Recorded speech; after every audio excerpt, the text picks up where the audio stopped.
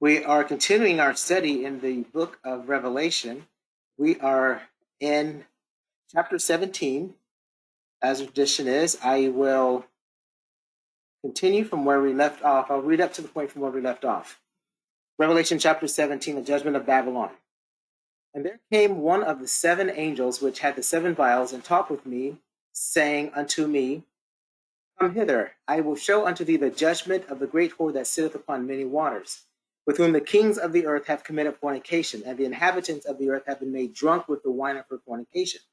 So he carried me away in the spirit into the wilderness, and I saw a woman sit upon a scarlet-colored beast, full of names of blasphemy, having 7 heads and 10 horns. And the woman was arrayed in purple and scarlet color, and decked with gold and precious stones and pearls, having a golden cup in her hand full of abominations and filthiness of her fornication. And upon her forehead was a name written, Mystery Babylon the Great, the mother of harlots and abominations of the earth. And the angel said unto me, Wherefore didst thou marvel? I will tell thee the mystery of the woman and of the beast that carrieth her, which have the 7 heads and 10 horns. The beast that thou sawest was and is not, and shall ascend out of the bottomless pit, and go into perdition. And they that dwell on earth shall wonder, whose names were not written in the book of life from the foundation of the world, when they behold the beast that was, and is not, and yet is. And here is the mind which hath wisdom. The 7 heads are 7 mountains on which the woman sitteth. So this is where we left off. We left off at verse 9. We didn't get to verse 9. It says, And here is the mind which hath wisdom. The 7 heads are 7 mountains on which the woman sitteth. Now, this word mind here, basically when you look it up, it just means, and here is the meaning and understanding. So, all right, so here's the meaning and understanding. That's what the word mind means, the meaning and understanding. Because here's the mind which hath wisdom. Right, so he says, the person that has wisdom, that has, based on the meaning and understanding of what I'm going to describe here, right, you can apply this information of knowledge and understanding. If you apply it skillfully, it's going to open up a lot of the understanding of what the book of Revelation is talking about. Right? It's going to give you insights into the future, about past, present, and future, about what's going on. And here's the mind which hath wisdom. So here, based on this understanding and meaning, I'm going to give you, if you apply this with knowledge and understanding, it's going to be with skillful application. It's going to open up understanding of a lot of things that are in the book of Revelation. And it has helped me. Right now, this is not the only one of these little phrases here that talks about, in the book of Revelation, having wisdom. Right? One that's very familiar that we read already in Revelation chapter 13, verse 18, which is perplexing, right? It says, Here is wisdom. Let him that hath understanding count the number of the beast, for it is the number of a man, and his number is 666. I told you, I read this thing, I pray about this all the time, because it says, here is wisdom, right? And so what it's saying is that, like it's saying in Revelation chapter 17, verse 9, that if you can understand, let him that have wisdom, if you have understanding of this, count the number of the beast, if you understand and have the knowledge of what this is talking about, right, it's going to open up. All right, if you apply this understanding of what the 666 means, all right, a wise person can take that and skillfully apply the understanding of 666, and it's going to open up a plethora of understanding. So it's going to take a very wise person who can take this knowledge of what 666 means, its understanding and the knowledge of it, and they're going to open up the book of Revelation like we have never understood it before, right? And I read it and I'm like, well, I guess I don't have wisdom, right? So there's something that we're missing here that we don't have the understanding on. But when we get that understanding and we skillfully apply that knowledge and understanding, which is called wisdom. Wisdom is the skillful application of knowledge and understanding. It's going to open up a lot of things. And it's going to change a lot of things about how we think, how we act, how we interpret the book of Revelation. When we look at the simple example in Revelation chapter 9, it says, and here is the understanding or meaning which have wisdom. So if we take this understanding of what he's going to tell us here, we can take that, we skillfully apply it, it's going to open up a lot of what the book of Revelation is talking about. And all prophecies that deal with the mystery of this beast, the book of Daniel and all these other things. And it says, and here is the mind which hath wisdom. The 7 heads are 7 mountains on which the woman sitteth. So this is like, this meaning and understanding, we're supposed to be able to take this little bit of information. The 7 heads are 7 mountains on which the woman sitteth, and we're supposed to skillfully apply this to the book of Revelation, to Old Testament prophecies about the tribulation period, about the Antichrist, about the 7th kingdom that's coming, and it's going to open up a lot of understanding. Just this little bit of information, right? And here is the mind which hath wisdom, right? So we're supposed to take this little bit, and we're supposed to skillfully apply it and use it to dissect and put the puzzles together. It's like a key that unlocks a lot of things. And that's what Revelation chapter 13, verse 18 talking about. Here is wisdom. Let him that have understanding count the number of the beast. You know, we know the number 666, as we say numerically. But when we figure that out, it's going to blast open a lot of stuff to those who are skillful, can take that bit of information when we get it, understand it, and we can apply it broadly to the book of Revelation in the Old Testament and New Testament scriptures, and it's going to do a lot for us. And because he says here is wisdom, it's meant for us to understand it and then be able to apply it, which is what wisdom is. So God wants us to know these things, right, in depth, and that's what the book of Revelation is about. But it's just not just given away like that. You have to be skillful in knowledge and understanding and pursue it and pray about it and question and search and may get things wrong or, you know, twist it around, but that's all part of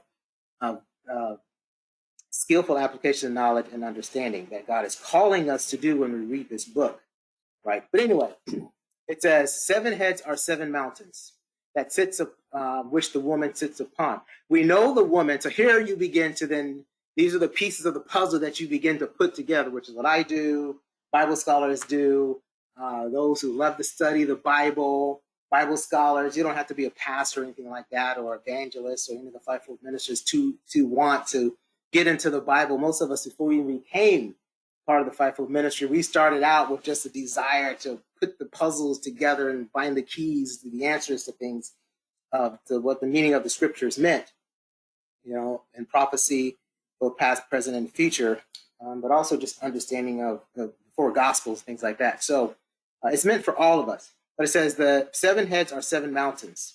It said upon which the woman sitteth. So we knew that the woman was sitting upon many waters, right? So we know the many waters. Now we begin to say, oh, the many waters represent 7 mountains. And we know from reading the book of Daniel, right, we can go back and then apply this understanding to find out that the 7 heads represent 7 mountains, and 7 mountains represent 7 kingdoms or governments.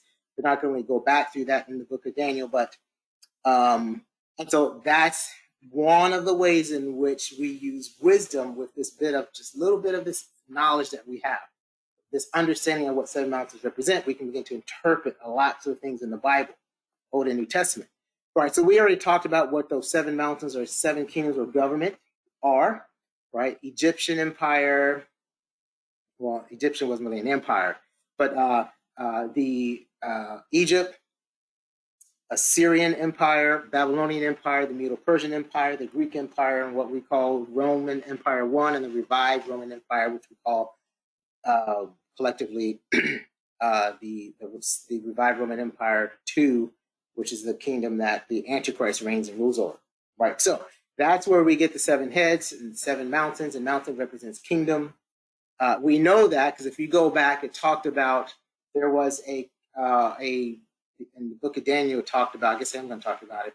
There was a stone that was cut without hands, and it struck the King Nebuchadnezzar's idol, and it broke it and shattered into pieces. And then it says, and then that stone became a mountain, right? So we know that's talking about kingdom, right? And so then we apply that to that thing. That means that all of those other, the head of gold and and the brass and the silver and the thighs or legs of iron and stuff like that. We know rose then also represents kingdoms or governments as well. All right, so as we go on, it says, upon the 7 heads are 7 mountains on which the woman sitteth. So we know this phrase here, on which the woman sitteth. We know the woman that they're talking about is mystery, Babylon the Great. They also call her the mother of harlots and abominations, also called the great whore.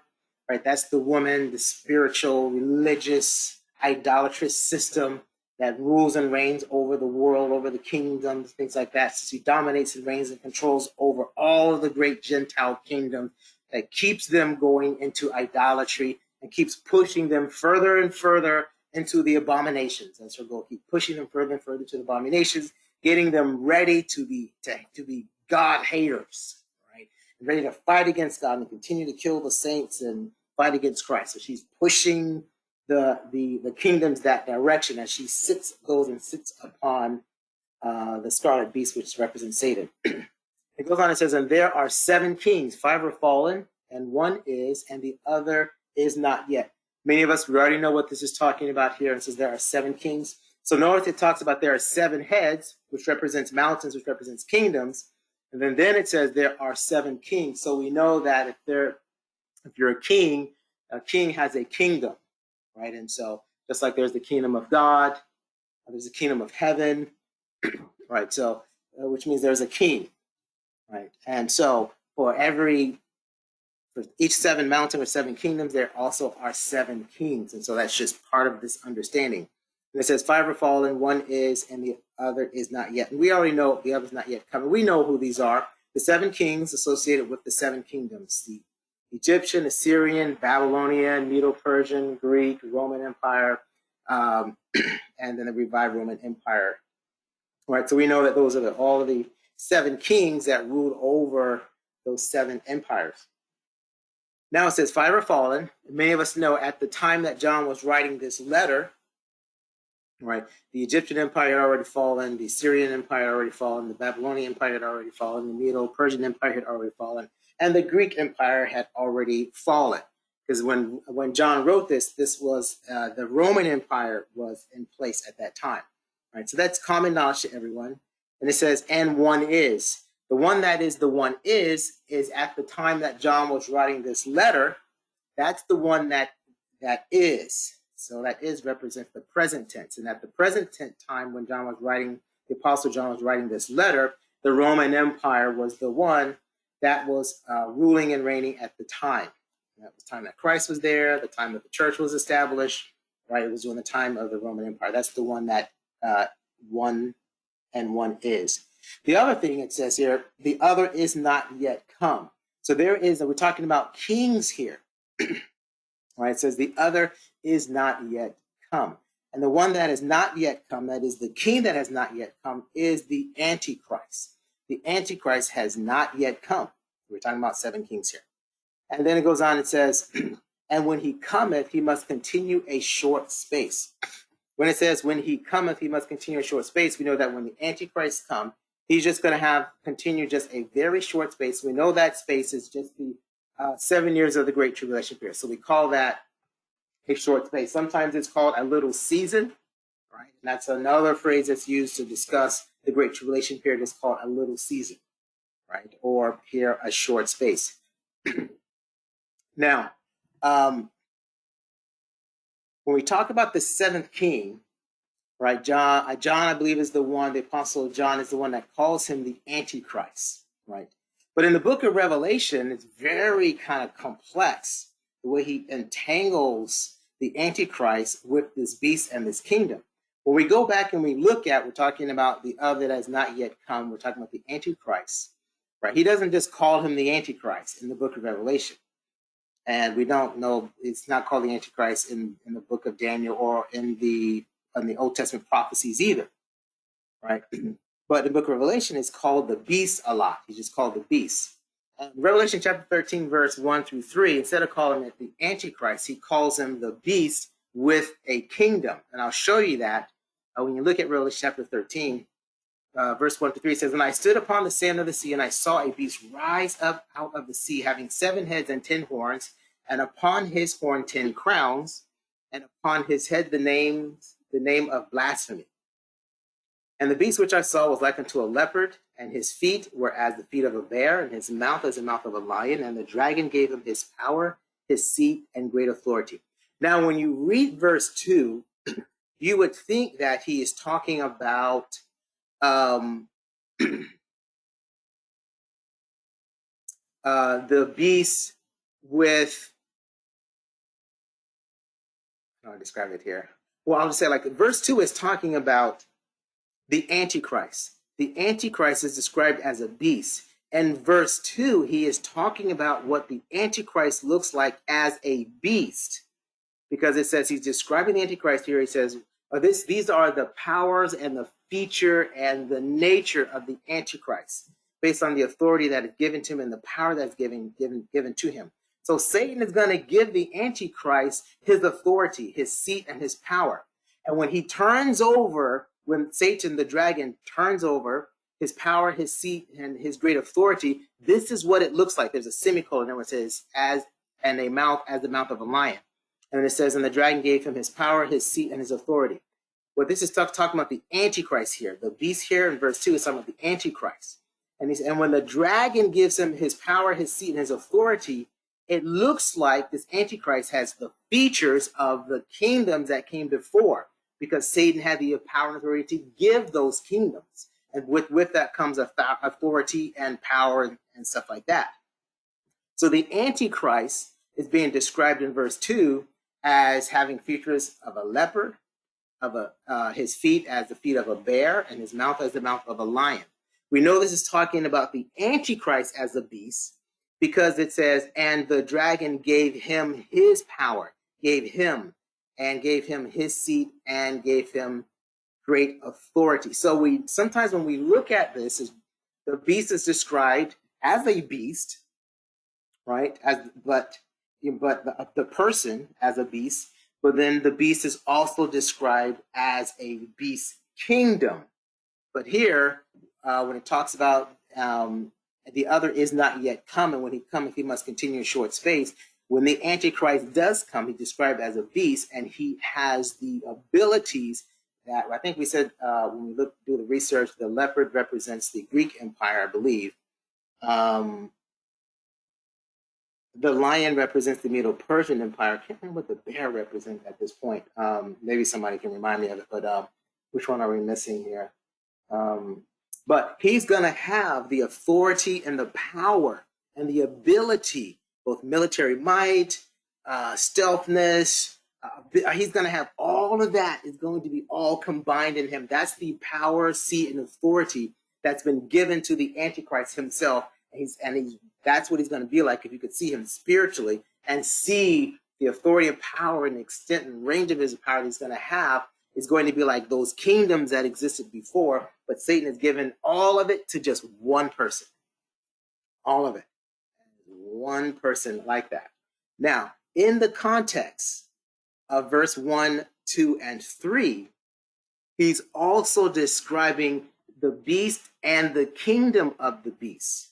Right? When you look closely, when you read verse 3, it says, and I saw one of his heads as it were wounded to death. We're still talking about the other is not yet to come, verse 10, talking about the seventh king, the Antichrist. Notice when we're reading Revelation chapter 13, when you get to verse 3, it says, and I saw one of his heads as it were wounded to death, and his deadly wound was healed, and all the world wondered after the beast. So when you see it says one of his heads were wounded, you go back to verse 1, and it says, and I stood upon the sand of the sea, and I saw a beast rise up out of the sea, having 7 heads and 10 horns, and upon his horns 10 crowns, and upon his head were the name of blasphemy. So we know that because we talked about this before, because the 10 horns have 10 crowns, we know we're talking about the Antichrist kingdom with the Antichrist being present, because the 10 horns have crowns on them. So they've been given their power and authority to reign with the Antichrist, right? But within the context of describing this beast, it says one of having 7 heads. In verse 3, it says, and I saw one of his heads as it were wounded to death. So one of this beast system that we see rising up out of the sea, one of the seven heads also represents the Antichrist, which is represented in verse 3 when it says, and I saw one of his heads as it were wounded to death.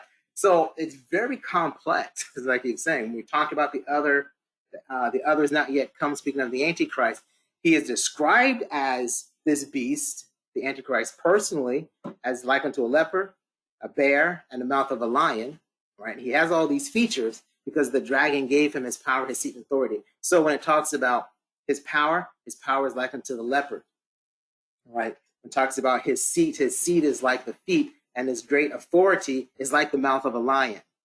When you break that up, that's also the associations of the leopard, the feet of the bear, and the mouth of a lion. I'm not going to get into the details of that, but the great authority that he has is like the mouth of a lion. Like he roars, he's powerful, he's commanding, he's dominating, stuff like that. You know, in the sense of his authority, he speaks with power and authority, and he commands things to come down. You know, he calls, he has these great powers that he has from Satan that's given to him, right? So all of that is described him as a beast, but then at the same time, he's part of this beast kingdom, and he represents one of the seven heads, right? So it's a very complex thing that we're looking at here. So the seven heads are seven kingdoms, but it also represents the kingdom of the Antichrist being one of the seven heads. So he's a beast himself, but he's also one of his kingdoms is part of the seven heads of this beast that rises out of the sea. He becomes one of those kingdoms as a part of the seven kingdoms that rises up, right? He becomes part of it. And that's why we call that the revived Roman Empire, because the Roman Empire, we said the Roman Empire, it never came to an end, right? It just kind of just faded out because Christ came along and he brought it to an end, right? But then once the church is removed, the Great Tribulation period starts, the Roman Empire, as we say, comes back, right? As the feet and toes mix with iron and clay. Right? We call it the revived Roman Empire. So that's still part of the seventh kingdom that actually never really came to an end. And that's why we call it that. So that's why it's still one of the seven empires, right? With the sixth one being the Roman Empire, and the seventh one is just the revived Roman Empire in that sense. All right, hopefully I'm not confusing you guys too much with all this complexity here. When we talk about the Antichrist, the other that is not yet come, instead of just calling him, in the book of Revelation, describes him as being a beast, having features of the lion, the leopard, and the bear, right? We know that Paul calls him the man of sin, right? Man of perdition, right? It's almost like the mouth of a lion, because the way he, in 2 Thessalonians chapter 2, verse 4, right? It says, who opposes and exalted himself above all that is called God or that is worship, so that he as God sitteth in the temple, showing himself that he is God. He's like, that's the man of sin, man of perdition. He exalts himself above God. And he's a man of sin with a mouth of a lion. He exalts himself above, and he does great blasphemy against God and against the saints and against his tabernacle. We've read that before, right? So he's a beast, called a beast, looks like a beast, right? He's called the man of sin, man of perdition. Daniel also calls him the little horn. So the other that is not yet come, he's also called the little horn in Daniel, right? And when Daniel chapter 7 verse starts out, it starts out in verse 1, talking about the lion, and the bear, and the leopard. And they're all fighting each other. I mean, they're just fighting each other and knocking each other off, right? But the difference is that when the Antichrist comes, as we've read, right, and his kingdom is the combination of all of those features and forces combined together, because Satan gives them all the power that the lion and the bear and the leopard has, gives all of that power and authority and seat just to one person, the Antichrist, right? And he embodies all of that together, right? And that's why his kingdom looks like that together as well. It's a beast that has seven heads coming out of it, right? Because he combines all of that together, right? And that's many people don't fully understand that when when Daniel's talking about all these different kingdoms that are coming, they're all individual ones, But when we begin to talk about the Antichrist system coming, being put into place, it's the combination of all of them working and operating together, because that is the final kingdom of the Antichrist system coming into place. It's going to have the combination of all of them. But individually, when Daniel sees them, he sees them as individual ones.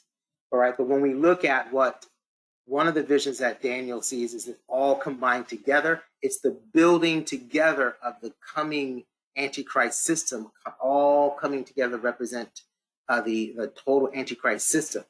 Right? I don't know if I'm making sense, but when the book of Revelation is talking about he sees this beast rising up out, that's talking about the final and fourth the final kingdom that's coming upon the earth, but yet doesn't really receive a crown yet until the Antichrist comes. Right? Or the 10 horns don't receive their crown until the Antichrist comes, but it's getting and moving into place. Right? And that one that we're seeing, this big beast with the 7 heads and all that stuff, that's representing that final Antichrist system that is coming. Everything that we see before is all these different nations coming together and battling and fighting each other. But in the end, Satan is going to pull them all together, right? Combine them into one kingdom and one individual. And he describes this in verse 7 of Daniel chapter 7. I hope this makes sense. We were talking about the little horn, but we're also talking about this final kingdom. It says, so all these different nations were fighting in Daniel chapter 7. And then when we get to verse 7, it says, and after this I saw in the night visions, and behold, a fourth beast, dreadful and terrible and exceedingly strong. And it had great iron teeth, and it devoured and brake in pieces and stamped the residue with the feet of it. And it was diverse from all beasts that were before it, and had 10 horns. What I'm trying to say is that this final beast, this fourth kingdom that's coming that represents the Antichrist system, it is that beast that we see, this scarlet colored beast rising up out of the ocean, right, with 7 heads and 10 horns. That is that final Antichrist system. Everything that has come before it was not the Antichrist system, was not that final system that's coming. It was Satan giving his authority and power to different kingdoms. But in the one that we see in the book of Revelation rising up, that is actually this fourth beast or Antichrist system kingdom that is coming into place. And so as when it says it was diverse from all the beasts, this phrase diverse from all the beasts, meaning it had all of the features of all the other kingdoms that came before, the lion, the bear, and the leopard, which were originally fighting each other, but then rises up this fourth and last kingdom that's going to be reigned by the Antichrist. It's diverse than all of them because it has all of their features together. And it had 10 horns. None of the other kingdoms that rose up, the lion, the bear, and the leopard, none of them had 10 horns. They may have had 1 to 2 horns. You know, one of them had 1 horn, and then some of them had 1 to 2 horns, things like that. Right? But none of them had 10 horns. The only time we see a kingdom that has 10 horns is the fourth kingdom or the fourth beast of the Antichrist system that's going to come in the last days. That was the only one that says it comes up on the scene and destroys all of the rest of them that has come before. And it rises up being diverse from all the beasts, which means it has all of those features, the lion, the bear, the leopard. And it is unique because instead of having just 1 or 2 horns like the other kingdoms that have come, it has 10 horns. And we know those 10 horns are going to represent the 10 kings that are going to be given power to reign with the Antichrist. Once the Antichrist arrives on the scene, they give him power to do that. Right? But just based on this alone, okay, and I'll read verse 8. It says, and I considered the horns, and behold, there came up among them another little horn, before whom there were 3 of the first horns plucked up by the roots, and behold, in this horn were eyes like eyes of a man, and a mouth speaking great things. Right. So when we read this here, it says the fourth kingdom is already established and in place before the little horn even comes up. And this is what we were talking about previously, that the fourth kingdom or the Antichrist kingdom is going to be put into place. And the 10 kings or the 10 horns we're reading here are going to be put in place even before the Antichrist comes on the scene. The scripture here clearly says All right. Then after all of that, then a little horn comes up and plucks up the three. So he says, I considered the horns. While he was looking at the horns, verse 8, he said, and behold, there came up among them another little horn. So the 10 horns are already in place. This fourth beast is already in place. And they're just waiting. And then at some point in time, the little horn or the Antichrist is going to come up, of course, we know, and is going to pluck up some of the other kings or the other horns. So this king that is the other is not yet come. We call him the beast. Right? He has a beast system. Right? He is a beast himself, diverse. You know, let's see, he is a fourth beast, diverse in all of them. His kingdom is diverse from all of them because it also has all those features as well. Right? Unique about the fourth beast that is coming, the fourth kingdom that is coming, it will have 10 horns. Right? And so we know then that what we're seeing in the book of Revelation about this beast coming up, having these 7 heads and having these 10 horns, is talking about the fourth kingdom that's going to be reigned and ruled by the Antichrist. That's that system we're talking about. And it's separate and uniquely different from all of the other kingdoms that came, the lion, the bear, and the leopard.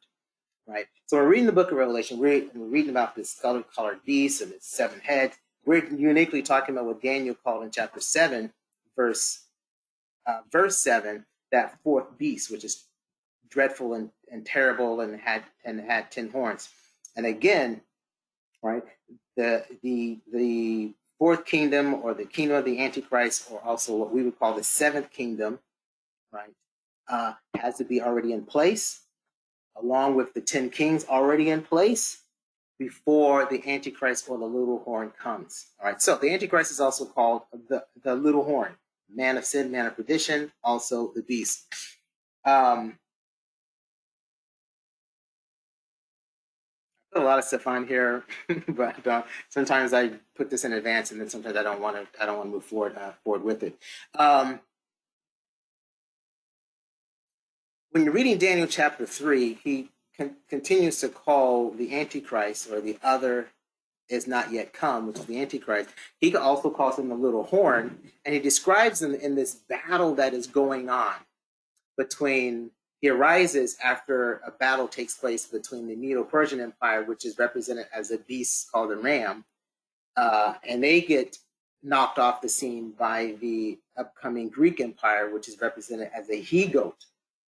Right. So these two are battling out, and finally the Greek Empire, the he-goat, remains. Right.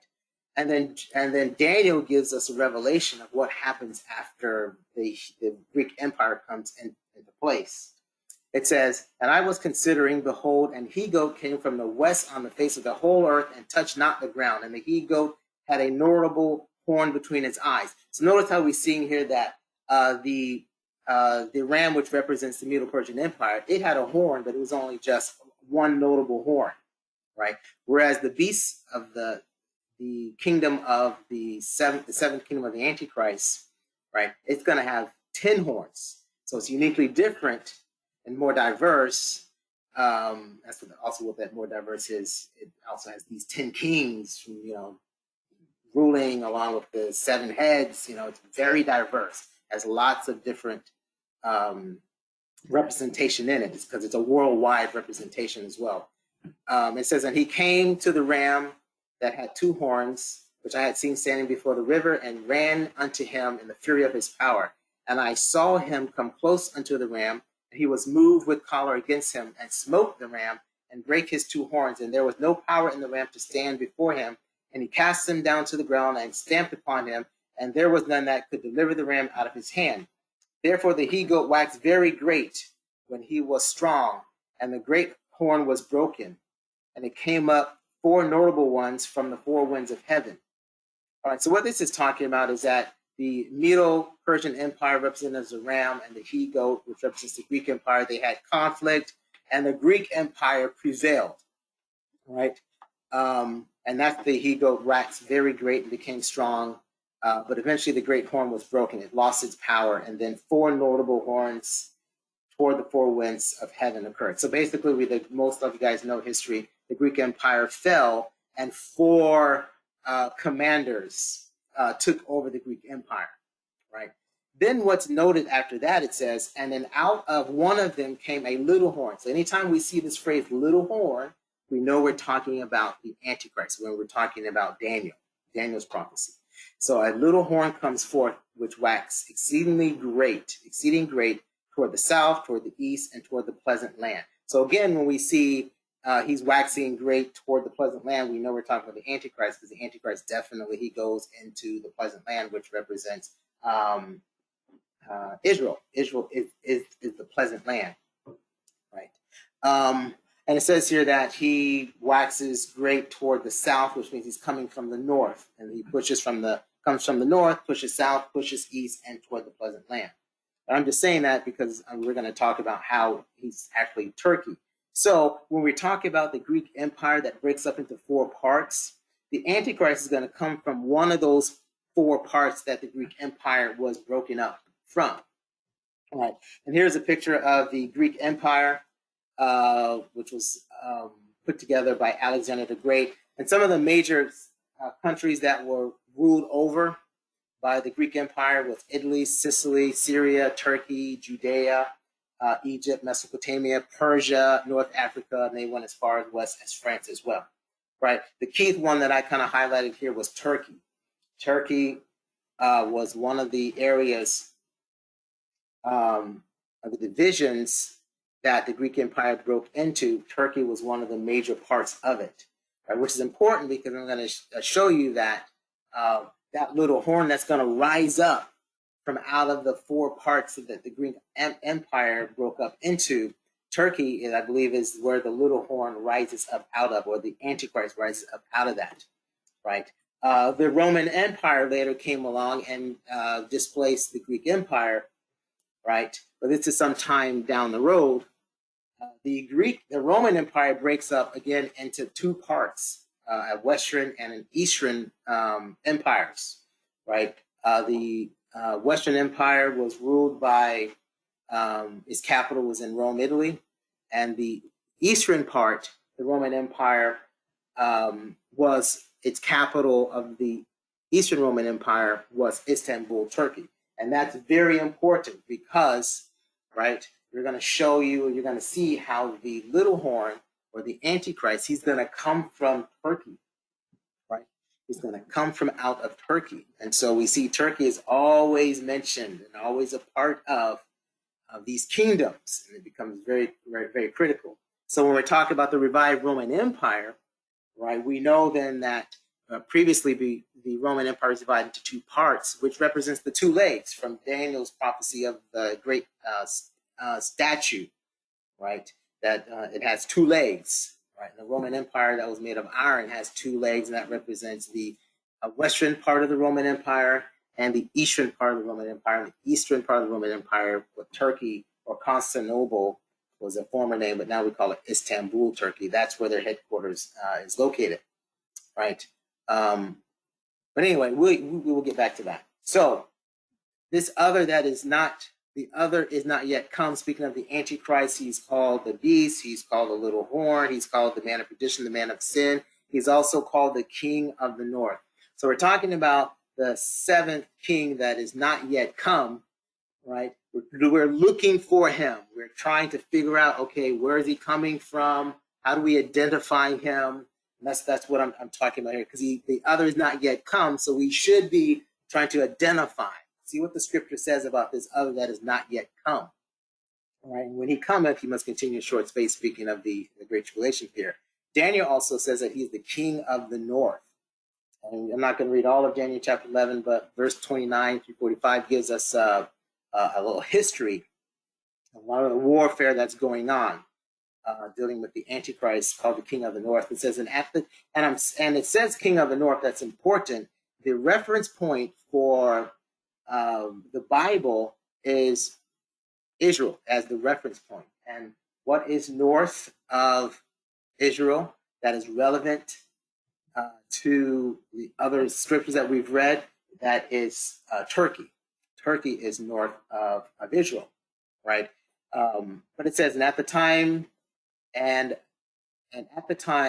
of the end shall the king of the south push at him, and the king of the north shall come against him like a whirlwind. So the Antichrist, or the other that is not yet come, he's also called the King of the North. Right. So we just don't want to use this title, the other is not yet come, and not try to identify, well, who is this other that is not yet come? He is the King of the North. And so the King of the South is going to push at him, but the King of the North, he's going to come against, he's going to push back like a whirlwind with chariots and with horsemen and many ships, and he shall enter into the countries and shall overflow and overpass, and he shall enter into the glorious land. Right? We talked about previously, it said he would enter into the pleasant land. Here it's saying we'll enter into the glorious land, which we know to be Israel. And many countries shall be overthrown, but these shall escape out of his hand: Edom, Moab, and the chief of the children of Ammon. We've talked about that represents those nations of Jordan and stuff like that as well. Right, so Daniel, the other that is not yet come, speaking of the Antichrist, he's also called the King of the North. And we know that the Antichrist, as I said, is going to be powered by Satan during the Great Tribulation period. And that's what Revelation chapter 13, verse 2 was saying. And the beast which I saw was like unto a leopard, and his feet was as the feet of a bear, and his mouth as the mouth of a lion. And the dragon gave him his power and his seat and great authority. So the Antichrist is going to be powered by Satan. And so when we talk about the beast here, we're talking about the Antichrist that has this authority that's going to and power, and he's going to have his seat, his throne to reign, to rule from, and it's described in this Antichrist as person as being a beast with like unto a leopard, feet of a bear, and the mouth of a lion. So when we talk about a beast, don't be confused sometimes with Satan. We actually can be talking about the Antichrist described as a beast as well, because it's described as a beast: leopard, bear, and mouth of a lion. But it's speaking of also the authority and power of the kingdoms and those abilities that came with those kingdoms. He has all of them as well. All right, if I hadn't confused you enough, Daniel describes him as the little horn,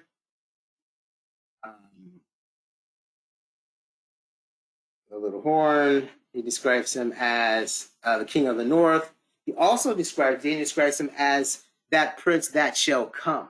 Right? So we have to look out for another phrase like this as well, because Daniel describes him as the prince that shall come. Many of us are familiar with Daniel's prayer about what was going to happen to his people. He prayed to know what was going to be the outcome of his people when they were trapped in Babylon.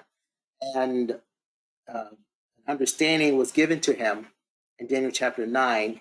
It's very long, but I just broke down just a couple of verses here. It says, and after 62 weeks shall Messiah be cut off, but not for himself. And the people of the prince that shall come shall destroy the city and the sanctuary, and the end thereof shall be with a flood, and unto the end of the war desolations are determined.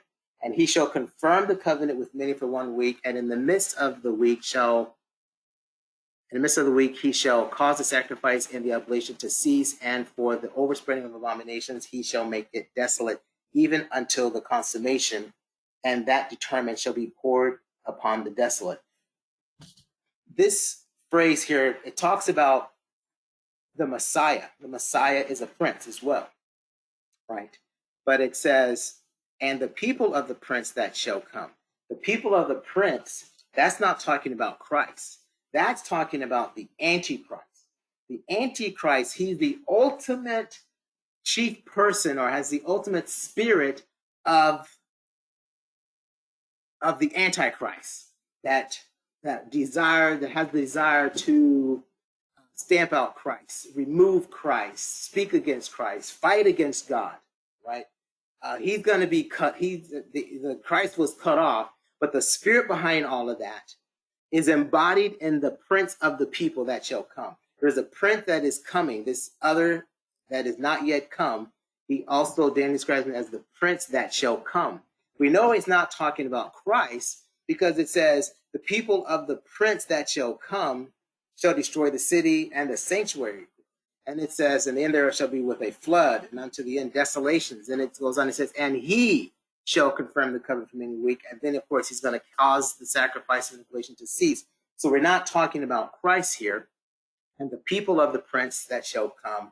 it's talking about the Antichrist. And the Antichrist is also called the prince that shall come. There's other scriptures that we go to show you these things, that he's the prince of the people. He's going to come. He's the Antichrist. He's the representation of the people that hated Christ, that wanted to have him cut off, to have him destroyed, killed. He's going to come. And he's going to destroy, he's going to try to wipe out all the remembrance of the people of God, the place of God, the city of God. They have, all of that, destroy the sanctuary, everything. So when we talk about the other that is not yet come, we see that he's also shown us in prophecy that he is the prince that shall come. All right, enough of all of that. It says here, and finish reading here, there are 7 kings, 5 are fallen, and 1 is, and the other is not yet come. And when he cometh, he must continue a place. Of course, we know that when the Antichrist comes, of course, he is eventually going to be destroyed.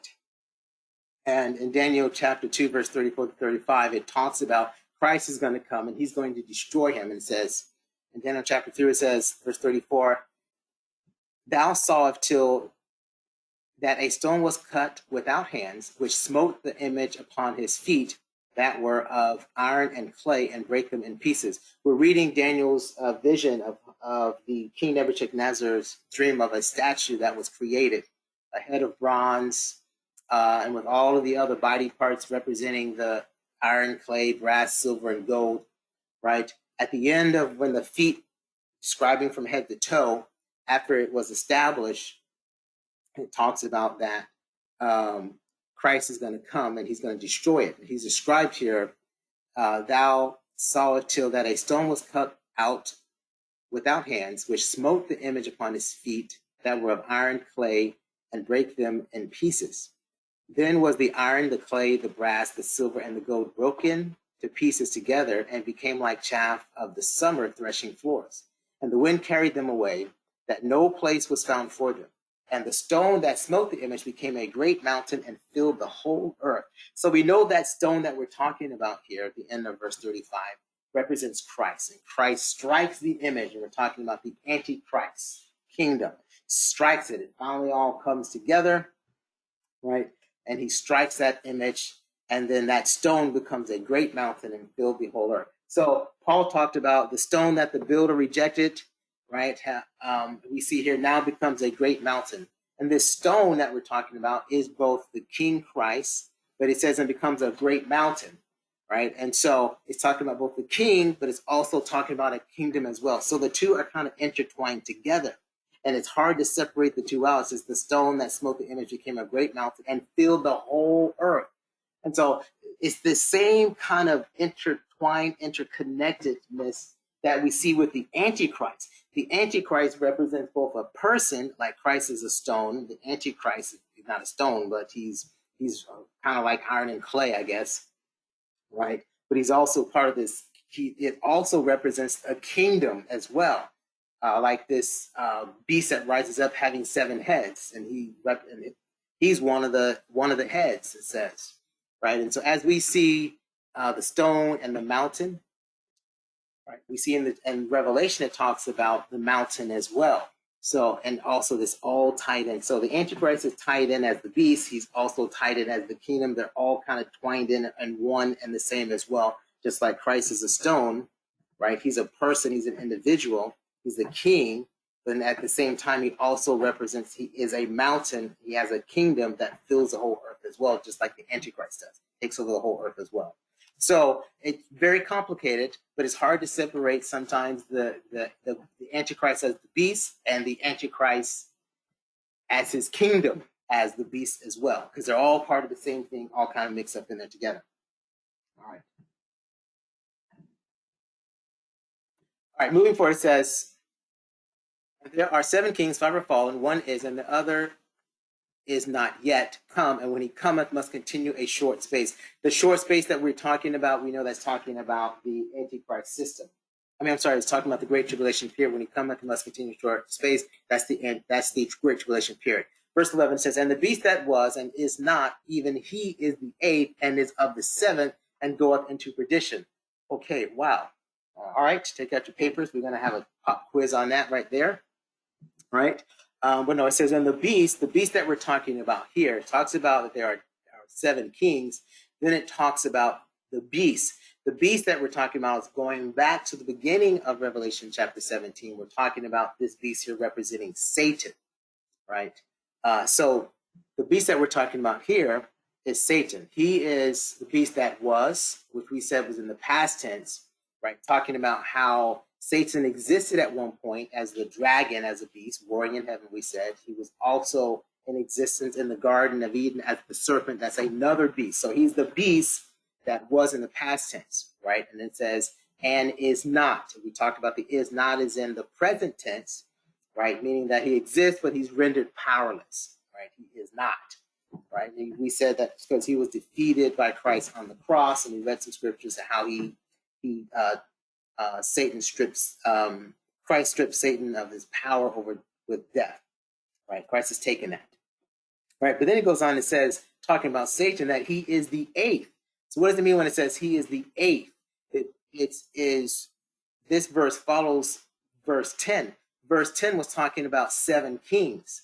So when it talked about that he is the 8th, it's talking about that Satan is even the 8th king, right? So, confusing enough, the Antichrist is the 7th king, but now it goes on to tell us that the Satan, he actually is the 8th king. And many would say Satan is the 8th king. Yes, he is. And it says he is of the 7, right? And when it says this phrase, he is of the 7, it's talking about, it looks like I may be getting ahead of myself here.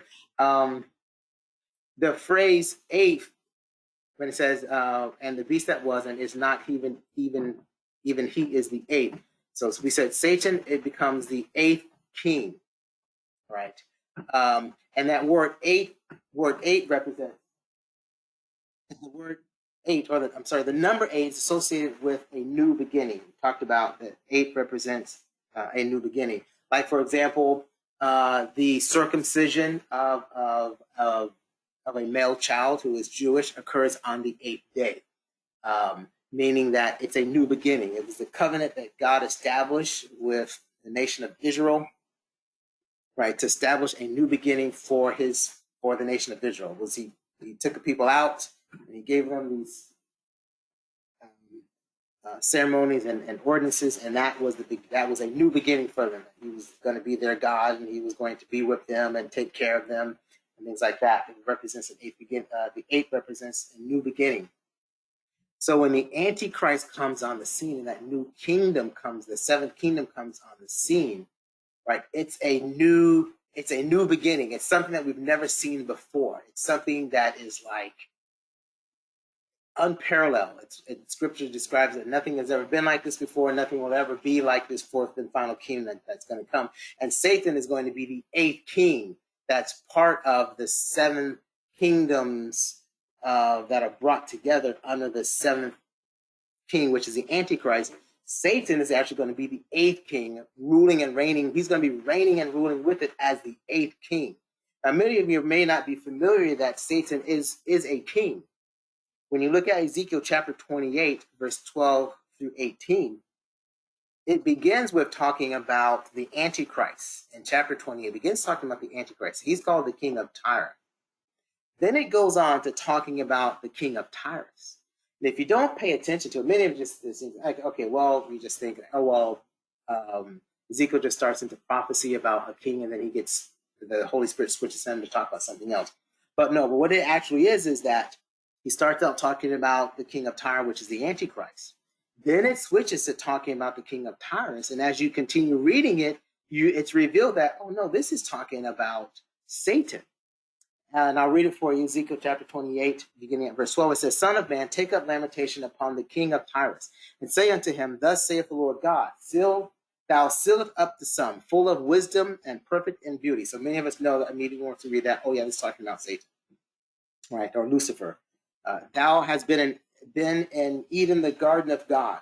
Every precious stone was thy covering, the sardius, the topaz, the diamond, the beryl, the onyx, the jasper, the sapphire, the emerald, the carbuncle, the gold. The workmanship of thy tabrets and of thy pipes was prepared in thee in the day thou wast created. So we know, I don't have to read this anymore. Most of you guys know this. We know this is talking about Lucifer before his fall, right? How God created him to be. I mean, he was whatever an angel could be, man. He filled it up of the beauty and God's wisdom he put into it. Like whatever he can put into an angel, he was perfect in that. Of course, he put more than that in man. He made man, right? But anyway, he's called the king of Tyrus, right? So Satan, prophetically, in the spiritual realm, he's a king. He is a king. It's been prophesied that he is a king, and he is going to be the eighth. Even he is the eighth king in the final kingdom that's going to come upon this earth by the Antichrist. So Satan is going to be ruling as a king, and the Antichrist is going to be that seventh king, and then Satan is going to be the eighth king, and a beginning of something that is never going to be on earth, have never come on earth, and will ever be on earth again, because Christ is going to destroy it, and Satan's going to be bound up for 1,000 years at the end of the Great Tribulation period. All right.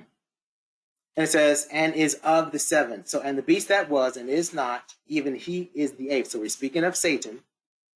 He is going to be the eighth king. It's going to be ruling and reigning alongside. Remember, all of the world is going to turn to directly worship Satan, the Bible says. The 10 kings hate the whore, because their desire is to worship Satan directly. So they burn her and destroy her. They just want to worship Satan directly. The Bible says all the world worship Satan, right? He's going to be that eighth king that the whole world is going to be worshiping, along with the Antichrist, as he's a king as well, but he's an earthly natural king.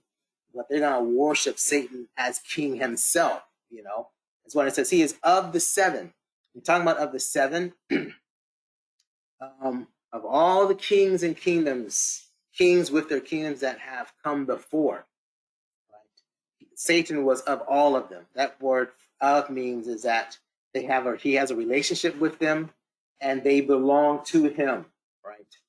One belonging to the other. So all of these kingdoms, they belong to Satan, and that's why Jesus said, "I can give you these kingdoms. You know, they belong to me. They're of me. I put them together. I made them. They have my blasphemy and will and purpose all up in them, and they represent me." So when it says, and he is and is of the seven, that's what it's talking about.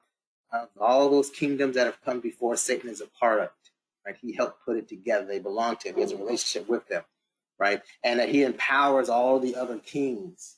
You know, he's going to empower the 10 kings, and he empowered all the other kingdoms from Egypt, Assyria, Babylon, Medo-Persian, Greek Empire, Roman Empire. He was in all of that. All of that came from him, right? But speaking of the beast, it says he's of the seven and goeth into perdition. So at the end, giving us the history of what's going to happen to him, right? He was, and then he was not, and then he is the eighth king that's going to reign during the Great Tribulation period, because he's of the seven as well. And then in the end, he's going to go cast into perdition. We talked about going into perdition means that you're going to be utterly destroyed, going to be cast into the lake of fire.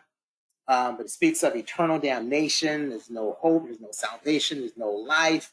You're going to be separated from God eternally, and you're going to be cast into outer darkness. So that's what it means that you're going to go into perdition. For eternally, you're going to be separated from God and cast into outer darkness. All right, my time is up. I've kind of said a lot. I hope I didn't confuse you guys too much dealing with I try not to get too deep with. You can even go even deeper with talking about the beast and even some of the things I said of the seven as well and the eighth, but we'll save that for another time. If you have comments or questions, you can always. Yes. Yes. I will make a comment. I came in a little late, but I thank God for the stone that is referenced in Daniel, the 2nd chapter, 34th and 35th verse, referencing Jesus himself.